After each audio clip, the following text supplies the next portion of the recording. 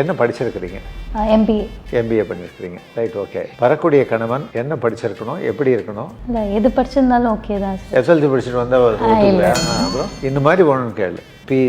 Professional degree அல்லது PG முடிச்ச பையனா? ப்ரொஃபஷனல் டிகிரி பண்ணியிருக்க பையனாக இருக்கணும். சரிப்பா. அதுக்குரிய வேலையில் நல்ல கேரக்டர் இருக்கணும் ஃபஸ்ட்டு. சரி. இப்போ வந்து சமையல்னு வரும்போது நீங்களா இல்லை அவங்களா? அவங்களே. அவங்க பண்ண நல்லா சாப்பிடுவாங்க. இன்னும் ஒரு ரெக்வஸ்ட் சொல்லுங்கம்மா. வீட்டு வேலையும் அவரே செஞ்சால் நல்லாயிருக்கும். வீட்டு வேலை ஏன்னா இப்போ சர்வன் மேடெல்லாம் கிடைக்கிறது இல்லை, வந்தாலும் தங்க மாட்டேங்கிறாங்க. பாத்திரம் கத்திர சேர்த்தா போகிறோம், பாத்திரம் தேய்ச்சி வீடு பெருக்கி. சோப் அலர்ஜி, மற்றபடி வேற ஒன்றும் பேர். Soap allergy? ஆமாம், இந்த சோப் இந்த டிட்டர்ஜென்ட் எல்லாம் அலர்ஜி. அது ஒன்று தான் அலர்ஜி, வேற ஒன்று? அது ஒன்று தான் அலர்ஜி. அதையும் அவரே பண்ணிட்டாருன்னா கொஞ்சம் ஈஸியாக இருக்கும். பார்க்குறேம்மா, நான் முடிஞ்ச அளவு முயற்சி பண்ணுற மாதிரி.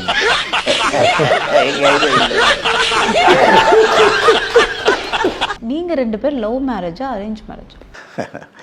நான் வந்து லவ் மேரேஜ். லவ் மேரேஜா? இல்லை.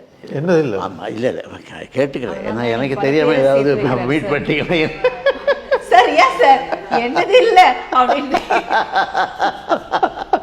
அடுத்த பிரதர் நான் சொன்னேன் இல்லையா, நாகராஜான்ட்டு, அவங்க ஏதோ அரச பர்சனில் லவ் மேரேஜ்னு சொன்னாங்க. என்னுடைய நாலேஜுக்கு ரொம்ப பெருசாக வந்தது இல்லை, அந்த டீட்டெயிலிங் நம்மள்கிட்ட இல்லை.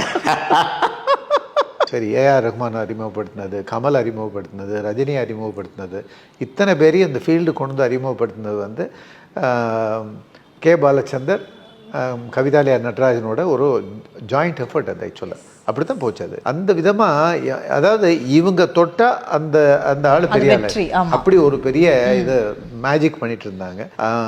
அப்போ வந்து அந்த ஃபேமிலி, அதாவது கவிதாலயாவில் கே பாலச்சந்தர் ஃபேமிலி வந்து கொஞ்சம் நல்ல ஹைட்டுக்கு போகும்போது, அவங்க ஃபேமிலியில் உள்ள பசங்க வந்து வளர்ந்து வரும்போது, நடராஜன் சார் என்ன பண்ண பிரமிட்னு சொல்லிட்டு ஒரு யூனிட் எடுத்துகிட்டு தனியாக இண்டிபெண்ட்டாக ஆரம்பித்து அதில் இவ்வளோ படம் பண்ணார்.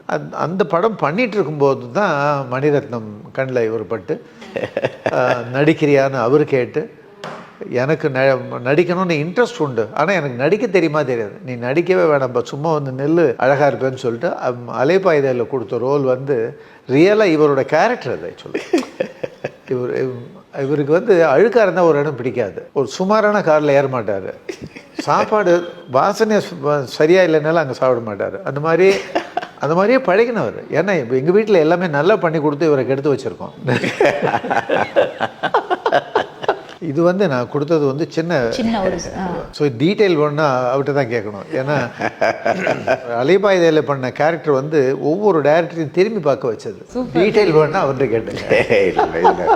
கிட்டத்தட்ட ஃபுல் டீட்டெயிலே சொல்லிட்டேன். நிஜமாவே சார், அந்த எச்ச சிகரெட்டு, அந்த அலைப்பாயுதை டைலாக், நீங்க எங்க பார்த்தாலும் அது வந்து உண்மையா சொல்ற சார். அது அந்த டைம்ல வந்து இன்ஸ்டாகிராம் இல்லைன்னா அது ஒரு எப்படியோ வந்து ரீல்ஸ் போட்டு ட்ரெண்டிங்ல இருந்திருக்கும் சார். இப்போ கூட நிறைய வர ஆரம்பிக்குது.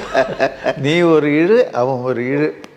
இது வந்து கிரெடிட் கோஸ் டு மணிரத்னம் ஆனஸ்டாக. ஏன்னா எனக்கு வந்து முதல்ல எங்களுடைய படங்களில் வந்து முத்துராமன் சார் வந்து நாங்கள் காஷ்மீரில் ஷூட் பண்ணும்போது ஒரு ஆர்டிஸ்ட் வரல, ஒரே ஒரு அலோன்னு சொல்லணுங்க, ஒரே ஒரு இதுதான் பண்ணணும். எனக்கு பயம். ஏன்னா கேமரா ஆன் ஆகி ஆக்ஷன் தான் வரும், வராது. பிகாஸ் அவ்வளவு கேமரா கான்ஷியஸு, டைலாக் தெரியாதுங்கிற மாதிரி ஒரு தன்னம்பிக்கை இல்லாத ஒரு இதில் இருந்து நான் ஒத்துக்கவே மாட்டேன். பாலச்சந்தர் பல டயத்தில் வாடா ஒரு சின்ன ரோல் பண்ணும்பா, ஐயோ கிட்ட வர மாட்டேன். ஏன்னா அவர்கிட்ட என்ன ஒரு கஷ்டம் என்னன்னா, சரியாக போயினோன்னா கச்சா முடியாது. அறிவு இருக்கா அவனுக்கு இல்லைங்க, அப்படி இல்லாமல் பாரு. எனக்கு அறிவு இருக்குன்னு ஆஃபீஸில் நம்பிட்டு இருக்காங்க. ஆஃபீஸில் 10 பேர் நம்ம சொல்கிறது கரெக்டாக இருக்கணும். அதனால் நான் அந்த ரிஸ்க்கு அவர்கிட்ட எடுத்துக்கல.